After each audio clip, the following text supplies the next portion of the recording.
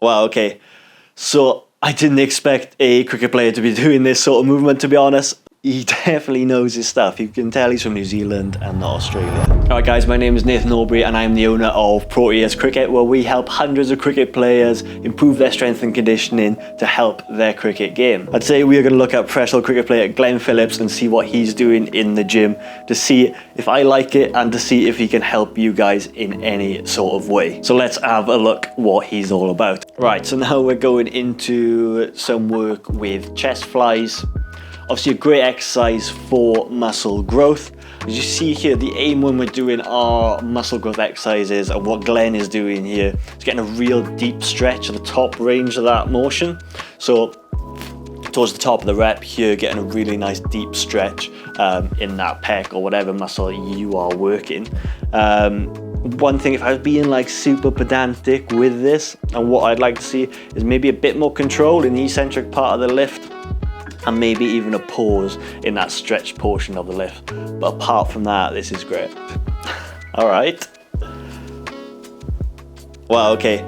So I didn't expect a cricket player to be doing this sort of movement, to be honest. So this is a panda pull. It's a variation on a clean pull.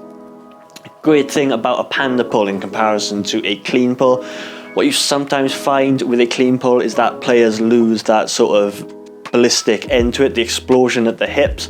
So it's great for your power development. So realistically, you need to be moving as quickly as you can.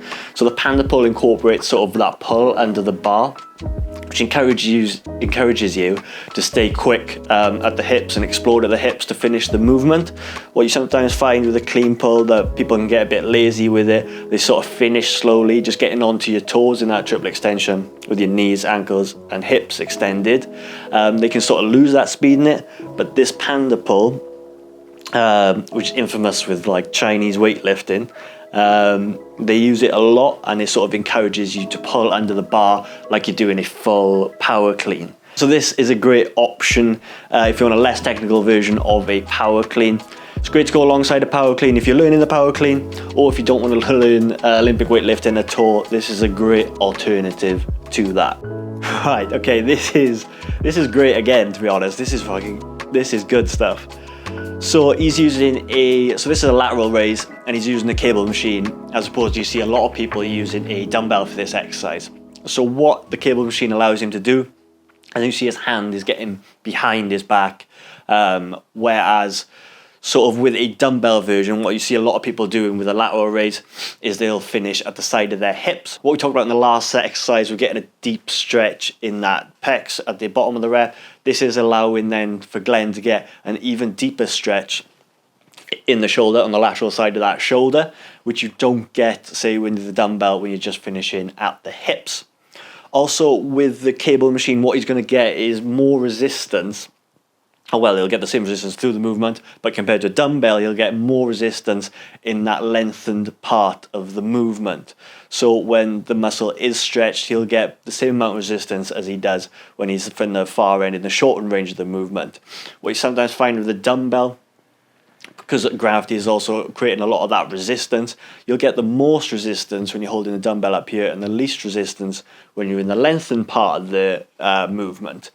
And if you look at the research, you get a much better muscle growth stimulus in that lengthened part of the movement as opposed to that shortened part of the movement.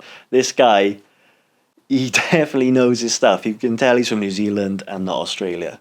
So with both these bench press exercises, you can see that he is working more in them rep ranges where he's going to be working on his strength development now rather than his muscle growth. If you're taking this into your own training, a great thing to take away here, you don't need as much control in that eccentric phase of the movement as you do compared to that of your muscle growth training.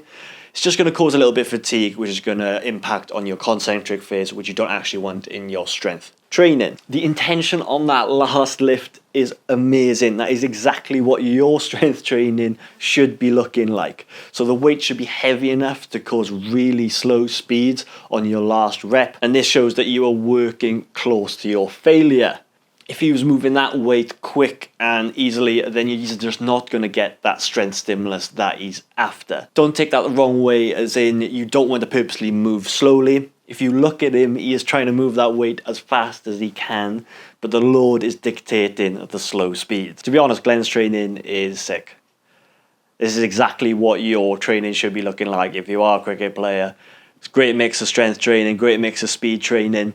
And if I was to give a rating, I'd give him a solid 10 out of 10. The guy's obviously a beast. He's been doing this for ages. The weights he's moving are phenomenal. So the guy is obviously been training for a while, and he's been training properly. I'm going to be doing more videos like this, and I'm sure there are players out there which don't train anywhere near as good as this. So if there's any that you know, let me know in the comments below, and I will critique their training.